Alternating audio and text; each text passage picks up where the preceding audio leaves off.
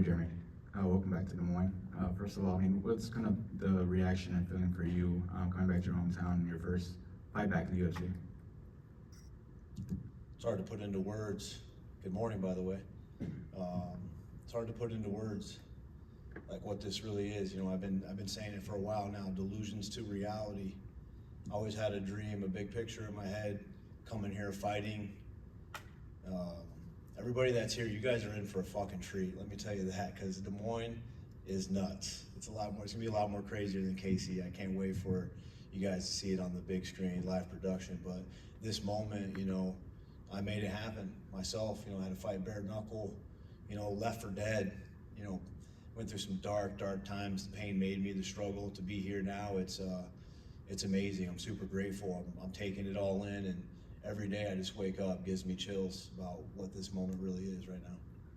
Can you take me to, I guess, the decision to come back to the UFC? What kind of went into that process? Because obviously you mentioned you were, boxing bare knuckle and whatnot. Kind of walk me through that period of time where you're in talks and coming back to the UFC. Yeah, it was snapping bras and breaking jaws, and then my wife was like, "Hey, you should hit up Dana." And I was like, nah, I'm kind of an older guy. They want these young guys. I was just kind of like in my nerd thoughts. Everybody kind of goes there, right? Like, I don't know if I deserve this or what that really is. But my wife, God bless her, she was just really on me, like, dude, hit him up. And I was on my way actually back here to Des Moines. And before I even got to the airport, I was like, hey, write me up a little message. I'm gonna shoot him over a message, because I think I lost his number. I got like an old number of his. We stayed in contact over the years, and she wrote me a message, and I sent it to him on Instagram. And I came back here to Des Moines. I come here to see my mom, fill up my cup with family. That way I can go back home and just get back to business. And all week I'd been around. I was taking my grandma out to eat, visiting people, and just the fans around here. It's my hometown. Everybody recognizing me. They're like, man, they announced that card. You should be on that, And I was like, yeah, I sent Uncle Dana a message. I haven't heard from him. Hopefully something pops up. And the day that I left on Sunday morning, I woke up 4:30 in the morning, and I got a message from him 1, 2 in the morning. You know how Dana is. He's up. Maybe he's throwing $5,000 on black. You know what I'm saying? So he sent me that message. Was like, hey man, I've been trying to get a hold of you. Great fight, dude. I'm gonna have Hunter reach out to you. I go to the airport. My flight gets delayed. I was supposed to go to Denver to San Diego, and I end up going to Vegas. So my delusions start kind of kicking in. I'm gonna be in the big boy office tonight. I landed in Vegas, and I got on the phone with Hunter Campbell once I deboarded that plane, and he's like, hey, just go home. We had a really good talk. He's like, go home, send me some names, what you're thinking. And I shot big, Connor, Justin Gaethje, Max Holloway for the BMF belt, considering he just got knocked out. I'm thinking real big, I'm gonna shoot my shot. And they gave me the opponent, and he calls me up later, and he's like, man, congratulations. I'm gonna announce it as soon as we get off the phone. And I told my wife, I gave her a big hug. I was almost in tears, because I know I made it happen with my work, but if it wasn't for my wife, I wouldn't be sitting here right here today. What about Mason kind of get you excited to come into Des Moines and try to get a win like that? Obviously, Mason has his own skill set and whatnot. What about him get you up? It's going to get you up on Saturday night to kind of try to get the job done. Well, I want to put him in the fucking morgue. Bring this pain to purpose. I got goals. I got delusions. This is just a little gas stop for the ultimate goal, the dreams. It's just an opponent, just like anybody else, So that's all I need. Just an opponent, just a name, so I can put a fucking toe tag on him when I whoop his ass. To do it here in your hometown. That's all I needed, bro, to get back here in the UFC, where, I fucking built this shit. You guys sitting here today in the media, it comes off my blood, my sweat, my tears, my hard work.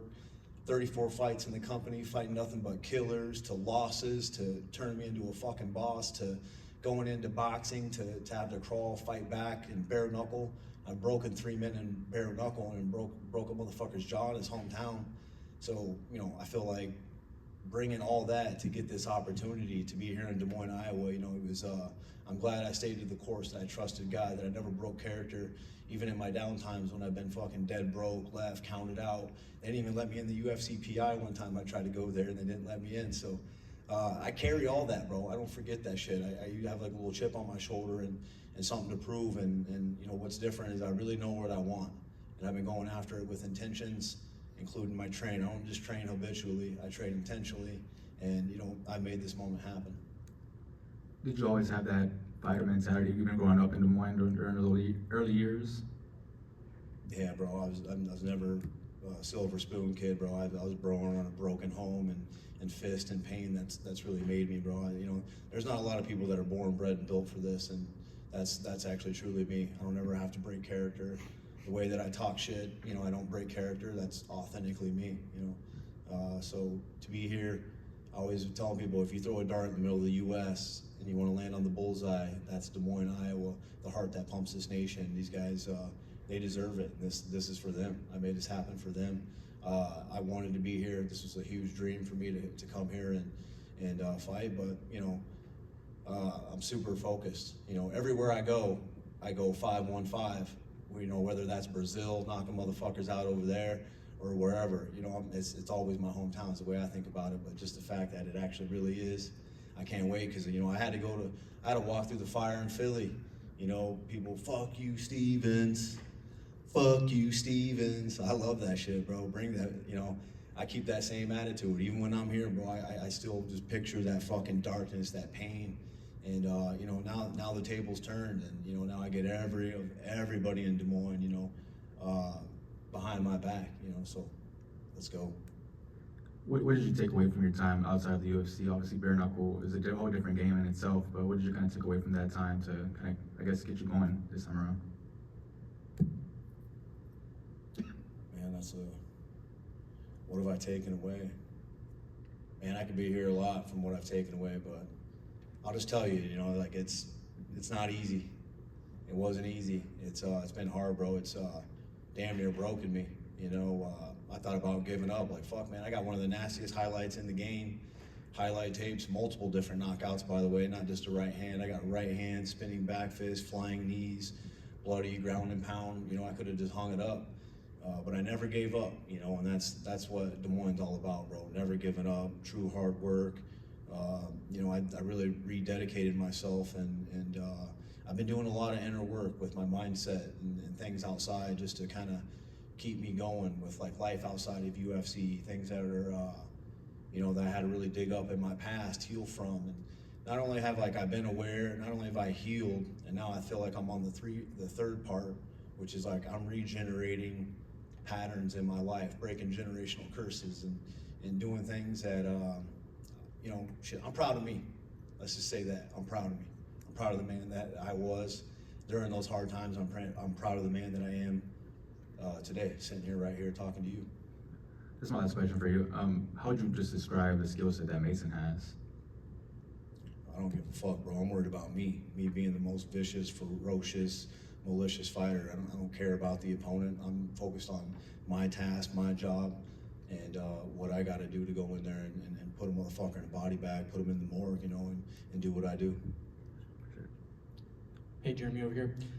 You trained with Josh Neer and the guys at the Militich Fighting Systems earlier in your career. Those guys are all gone. Robbie Lawler, Rich Franklin, Tim Sylvia, you know, no longer compete. You're the last one still standing. How does that feel for you to be the only guy left in the first card in Iowa in the last 25 years?